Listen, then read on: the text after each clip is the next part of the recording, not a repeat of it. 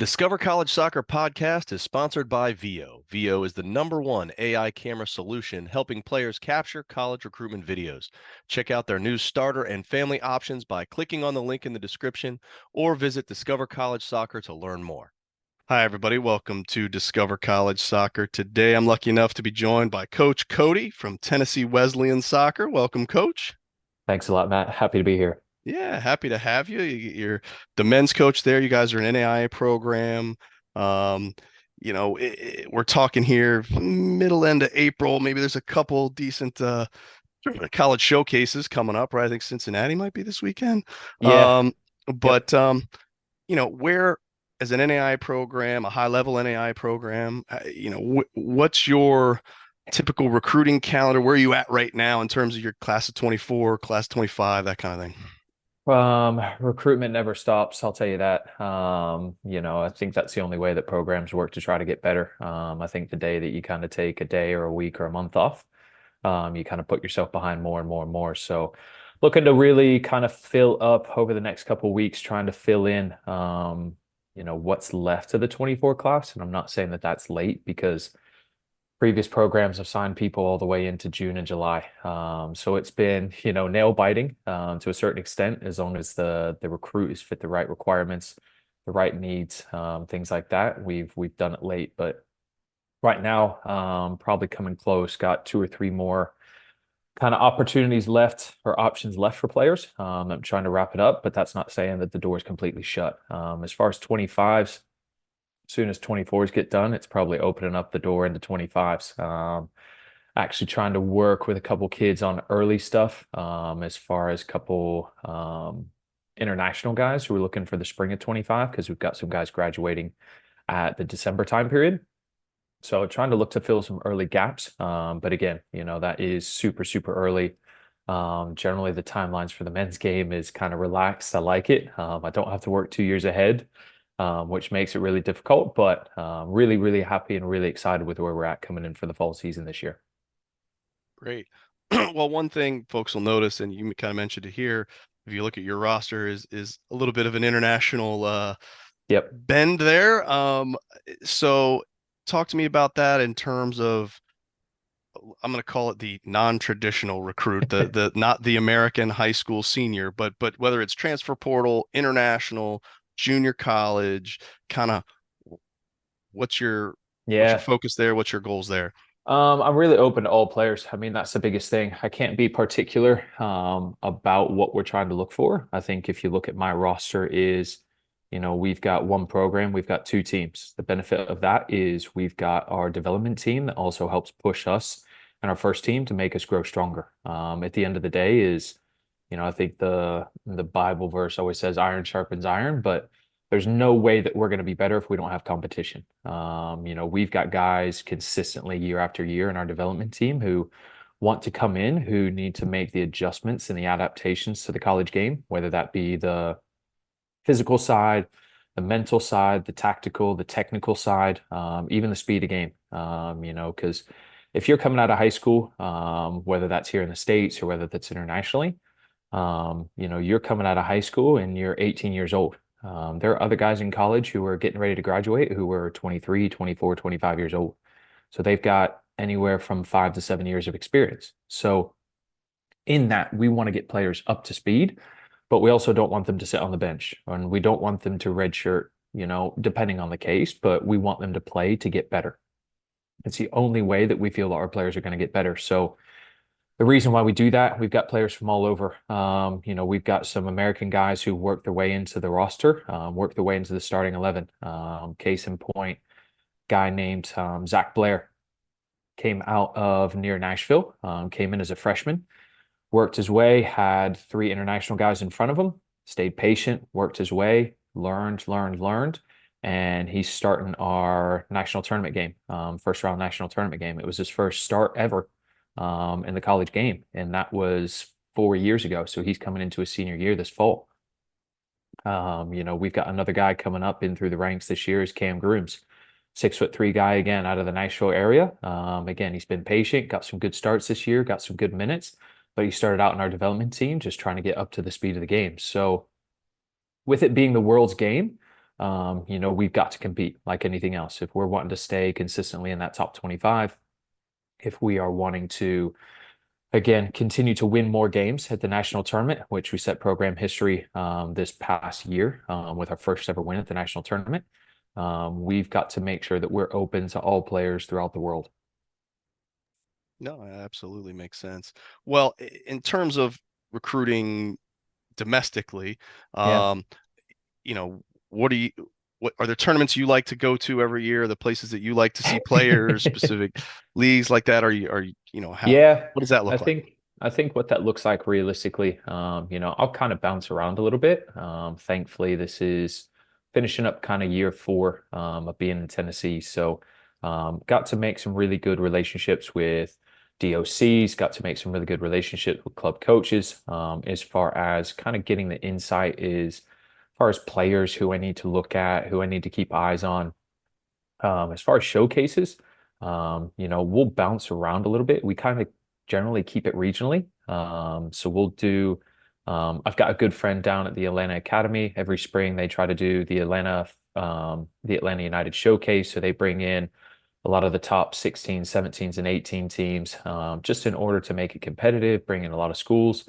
I'll go to that. I'll also work a lot of camps. I think over the summer, this is actually the first year I'm going to take kind of a summer off. It's been 4 years since my wife and I have been married, so we're finally going to take our honeymoon. So, get promoted into the head job and then kind of take a summer off for the first time ever. But some of the other showcases that we'll end up at, we'll kind of, it's been a long time, but, working to try to get out to the GIT. It's on the opposite side of the state. So from, the far east side of Tennessee to the far west side of Tennessee, it's 6+ hours. We've ended up showing up at a lot of the events in Nashville. We have a lot of success with guys in the Tennessee state. Not saying that we don't have success with guys outside of Tennessee, but there's some other contributing factors. As you look at it, Tennessee Hope, that's the biggest one. And, that's free and easy money for guys who kind of keep above that 3.0. So, for us, it's hard for us to speak to a kid who wants to come to us who's outside of the state who might not get that free money. Not saying that we can't work out a deal, like anything else. It depends on what they're like as a person, what they're like as a player, what they're like academically, for us to try to work a deal with them. But, free money for the kids in the state of Tennessee, I don't know why you wouldn't want to try to snap that up as much as possible. Yeah, for sure. Well, and you mentioned you have the first team and the developmental team. So Yeah. how big a roster does that Yeah. comprise? What are you aiming for? Our ideal number is probably about 50-55 players. With five of those roughly being goalkeepers, 5 to 6 being goalkeepers ideally each year. That kind of knocks it down into 2 teams of 25. You throw in 3 to 4 injuries, you can have a good sized squad to train with, and it get chopped down really, really fast depending on what time of the year you're in. And then, like I said, we got opportunities. The biggest thing for us, our first team, obviously, they're competing for conference tournaments, conference titles, national tournament. Our development team, I'm trying to work with kind of the local coaches in the region to try to start up at least a cup, playing a home and away event in regards to making the competition level there. But it's also, we've got guys who may be on the backside of our roster who haven't played in a little while, that we need them to drop down and play games. We've got some guys who've had some real good success, for 3, 4, 5, 6 games straight. Hey, let's bring you up into training. Let's make sure you're still staying sharp. Let's make sure you can do those things. So, you know, for most people, it's probably as professional environment as you can get without getting into the professional side. I think you see a lot more programs going into that because they also understand is, hey, how do we provide that game time for players if, they're sitting on the back end of the squad, to make them better, to develop them, to get them to do whatever way your philosophy and your program looks at. But ideally, probably 50-55 players each year. Okay. Well, let's shift gears a little bit, talk more about the school. Mhm. Like you said, you've been there a few years now, first as assistant, now the head man. So, what tell me a little bit about the school, things that you found to be awesome, maybe some things we wouldn't even know by going through the website. Yeah, got to make some really good relationships, I think, first and foremost with the teachers. For being there for 4 years, I've had the benefit of Luke Winter being in front of me as the head coach. He was actually a player at Tennessee Wesleyan when he first came to the States, and then catapulted that into a little bit of a playing and a coaching career, kind of in the region. He played at CFC, was the former all-time leading goal scorer. But again, since his time being there, he's come back to Tennessee Wesleyan, and he's kind of, eased my transition when I came to Wesleyan. Got to get me face-to-face conversations with a lot of excuse me, a lot of the directors, a lot of the teachers. Our business program's really, really big at our school. We've got 9 different business majors. We've recently just started up an MBA program this past year. And we've got 3 different sectors in that MBA program. So for a lot of the internationals, it's a big sell. For a lot of the domestic guys, it's a big sell. We also have biology. We probably have 6 different biology majors. We've got physical education teaching. We've got sport and exercise studies. We've got education as a major as well, with different categories in that. So, realistically, I'd say we've got a lot of opportunities at our school, depending on what you're looking at. We also have an engineering degree that's kind of a sister school. So start out 2 years with us and then look to transfer to Tennessee Tech. So we've got that start out program there. So opportunities are really, really great. Like anything else, I encourage recruits, look on the website. Does it have a major, or does the school have the major that you want? And then, obviously you can start your program. I've got a lot of emails before about, hey, I really love your natural science program, and that's something that we don't have. So as far as that, being a smaller school, the average size of our school has grown over the past couple of years, which has been great. The addition of our master's program with the MBA. Also this fall, we're starting a master's in sport and exercise studies. So obviously that'll carry over into more in-depth knowledge, obviously higher education of knowledge to go into that, into the working world. So, that's going to be an online program to start out with. And then obviously they're looking to try to expand that out to work to be in person, which is going to be great for a lot of people in the area and the region. But as far as school wise, we're just over, roughly around 1,100 to 1,200 students. The average class size is probably 13 to 15 students to one teacher. When I was a student myself, I was looking at all these big schools, D1s, D2s in the state of Ohio, and then ended up going to a small NAIA school. And I absolutely loved it. My biggest class had 30 people in it. My smallest class had 6 people in it in a night class. But I always talk to people in the recruitment side of things is, you're going to be known by your first name. You're going to be known by the badge that you wear on your shirt. If you have to wear your training top in because you've got training right after class, people are going to do that. The teachers are very, very lovely. They're willing. They know that as an athlete, you're going to be in and out of class. But I always talk to the recruits and the players on campus of, that it has to be a two-way street. If you go in and you don't introduce yourself, you don't talk about who you are in day one, the teacher's probably maybe less likely to work with you. And I only say that because if you're going to miss class, you've also got to make sure that you make up the work, whether that's prior to, whether that's day after. But a lot of teachers are understanding of that, as far as the athletic side. The other benefit of it is, especially in some of the departments, you're going to have the same teacher anywhere from potentially 1 to 3, 1 to 4 times. So the better the relationship that you're going to have with that teacher, the more likely they are going to be working with you, working for you, and eventually, hopefully, helping you into the next stages of your life, whatever that may be. As you go into a junior, what do internship hours look like? What do observation hours look like? As you move into a senior, okay, how do I catapult that into my first job, whatever that is? So thankfully, we have a lot of really, really great departments and really, really great teachers to help out our students get to life after college, whatever that may look like for each individual. So really happy to be a part of the program, really happy to be a part of the school, and it continues to grow year after year, which is the best part. Awesome. Well, in terms of the day to day, right? Let's rewind. Let's take you back to October. You're in the heart of that conference season. Oh yeah. What's a typical week going to look like for a player in terms of classes, meals, practice times, game cadence, all those things? Yeah, so with our conference, we've actually got a pretty big conference. I think if you look at the sheer numbers of our conference, we're probably second biggest, or at least up there in the top 5. we've got 14 teams, including ourselves, in our conference. So we don't have a lot of opportunities for non-conference games. But once we get into conference, it is every Wednesday and every Saturday, probably to late August, all the way into the end of October. So the game schedule is not too bad in timeline wise, but as far as sheer travel, this past year was our heavy travel year. So we've got 6 different states that our conference covers. And we also hit back-to-back weekends in Columbia, South Carolina, which is an 8.5, 9-hour drive one way. So what does a week look like for an athlete? Generally, our timelines to train are Monday at 3 to 4:30 p.m. And realistically, it's our only dedicated day to train, just due to the sole fact of Tuesday is match day -1. So we'll go for an hour session from 11 to 12. We've got a little break in there that we can fit in a training session. Obviously, it being match day -1, we'll warm up, we'll play a little bit. We'll kind of work on some things for the Wednesday game. We'll do obviously set pieces, routines, stuff like that, phases of play. Wednesday, we'll play the game.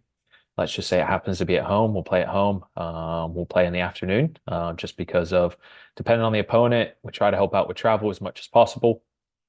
Like I said, some of the opponents will come 9 hours away, especially on the Wednesday game. They try to regionalize it to be 3 to 4 hours, so you can do it in a day trip. But if we play at home, we'll generally play 1 to 3 in the afternoon. Thursday's match day +1, so it's going to be a regen sesh.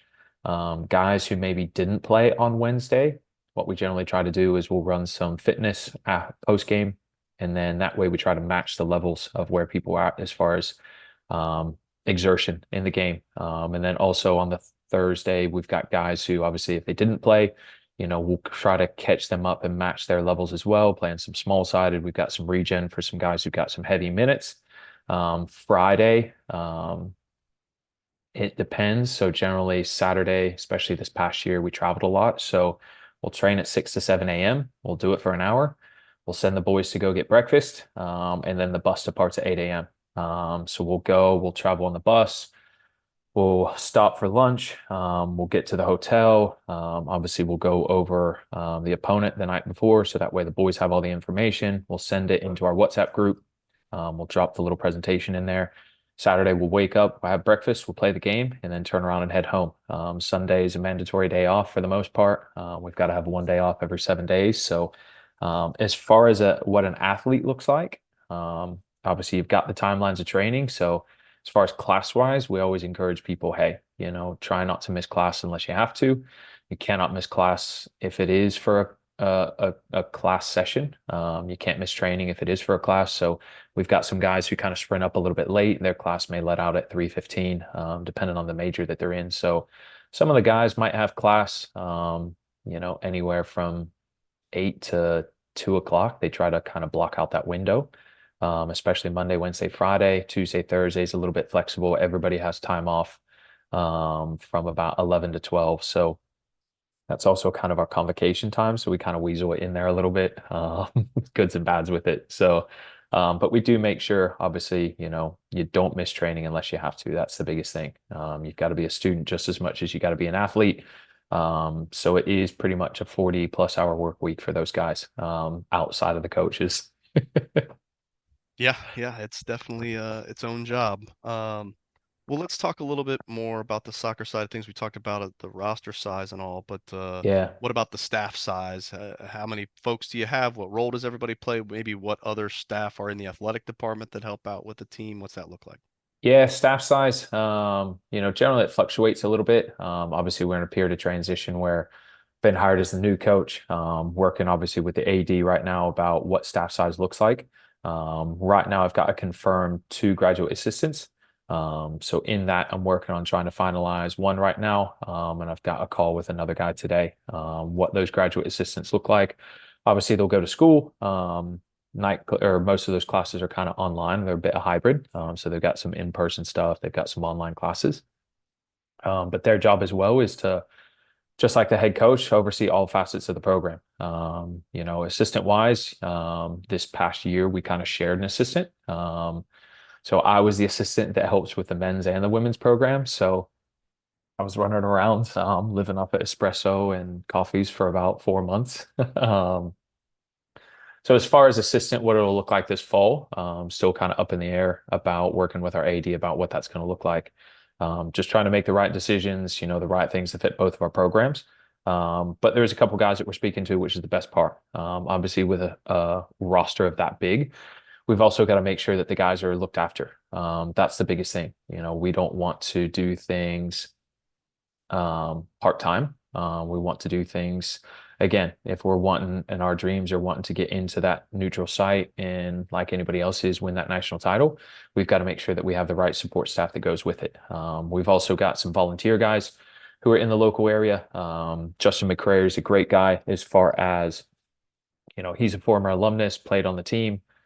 He owns a gym that's in town. So obviously his gym's open to all the guys if they need to go in, get their weightlifting hours through the week. And that's something that we do as well is we try to make sure that the boys kind of maybe lower the weight, but keep up the reps in the weight room. So that's the biggest thing with us in season as well. Also got some other guys who are kind of outside staff that kind of help us out. Nick Davis, who was with us this past year, kind of our sport performance guy as a graduate assistant. But he's also went the route. He's went the professional route as well with Coach Luke down in the Chattanooga Red Wolves. So we're going to use him. Obviously, he's a great member of the staff. He's a former alumnus as well at Tennessee Wesleyan. So he's put together our sport and performance package last year. The boys have seen a lot of great improvements from it. That's the best thing. So working with him right now, obviously, if he can get up a couple times, during the fall season, we're going to utilize him, mobility, flexibility in the weight room, everything that goes with the performance side of being an athlete. So although on the website it doesn't show that we have all these people. These are also people who are kind of in the second level or the second layer of helping out the program. Outside of that as well, athletic training staff has been fantastic. We've got 3 full-time athletic trainers, not to mention some part-time staff as well from Lee University who come up, obviously to get some internship hours, work hands-on, those students who are looking to step into the professional world of being an athletic trainer. Stacy Swafford is an absolute saint. She is our compliance director. She puts up with a lot of some of the stuff, especially over the summer, paperwork, staying on top of us. But, some of the work that she does for us and some of the work that she does in the program at Tennessee Wesleyan, I can't thank her enough for who she is and what she does. So, yeah, a lot of people, really, really good. And even my AD, Donnie Mayfield, he kind of relieves my job on all the travel stuff. And Peyton as well. So those guys, they're fantastic about, making sure we have what we need to, staying on top of dates and timelines. Hey, make sure you come pick up your van keys, or hey, the bus is going to be ready at this time. So thankfully, like I said, we've got a lot of people who help support us in that realm. Yeah, it sounds like it. Well, now we got to train the guns on you though. Okay. As the head man here, what do you see kind of your style of coaching like, the style of play you want to implement? What's that look like?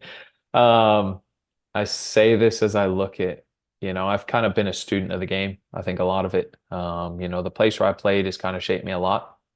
Um, going from a kid in Southeast Ohio where it was the wrong football that I played. And then going to again even a smaller school, an unbelievable school as well. That's been kind of an NAIA powerhouse since 2000. At the University of Rio Grande, playing with guys from England, Ireland, Scotland, and then in my timeline there, expanding out into Brazil, expanding more of my knowledge of the game and then turning actually into a student. Was never a guy who liked to read, but favorite team obviously being Chelsea FC, watching Mourinho through his early days, the success he had, and then the continuation of 20 some odd coaches after that.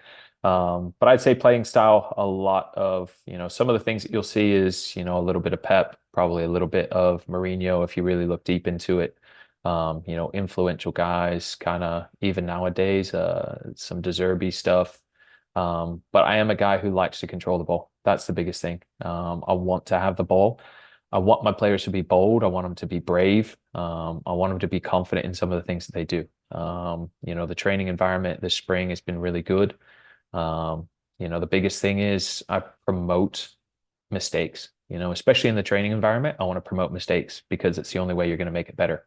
But in the big scheme of things, I also want to train my players to adapt to the game, adapt to the opponent, and have different options. That's the biggest thing. So my philosophy isn't realistically one philosophy. It's one to get players to make the right decision at the right time, but doing that with having the ball as much as possible is going to be the biggest thing to go with it. So that's probably in a nutshell the easiest way to explain it. That's fair. That's fair. Well, you've been super generous with your time. I don't want to keep you here too long, but I want to ask one last question for you. As Go for someone who's had a couple college coaching positions, you get a good breadth of knowledge here. So it. if you could give, potential student athletes going through this journey, just if there was one piece of advice, one nugget that you think everybody should know as they're going through this process, what would that be? Oh man, it's to narrow it down to one thing. I'd probably say in the places that I've worked at, so obviously more NAI programs, worked at Division 3 program.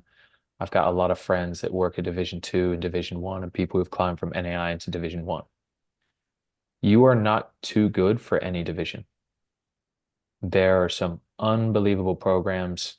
Again, I love promoting the NAI, but there are some unbelievable programs who, if a kid went and thinks that they're only Division 1 player, I would really enjoy those kids to go and try out if they think they're that good and they have the opportunity to do that in the NAI and Division 2 and junior college. Go and try out at some of those places. If you're a recruit trying to look at, hey, I'm going to go and I want to try to look at these places, but I want to see what the college level's like. There's a reason why junior colleges you can train with the team, NAIs you can train with the team. I know a little bit in D2 you can train with the teams, but you're gonna find your levels. And I think a lot of people sometimes, not that it's a negative, but some people are overconfident in what level that they feel that they can get at. So keep your doors open, keep your options open, go explore many, many different levels.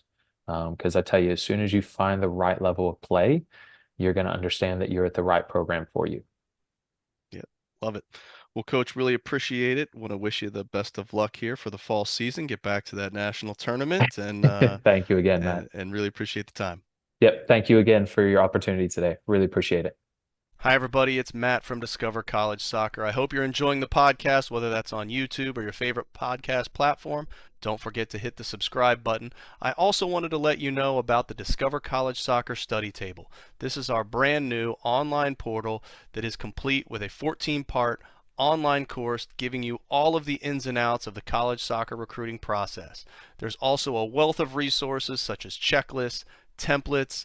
There's the spreadsheets that have every soccer program in the country along with their coaches, their contact information, their social media information, some basic stats about the school and more. Plus there's an online community where you can ask your questions, share your wins, your losses, any questions that you may have around the college soccer recruiting process. It's all there at the Discover College Soccer study table that you can find at discovercollegesoccer.com/study table, and hopefully we will see you there.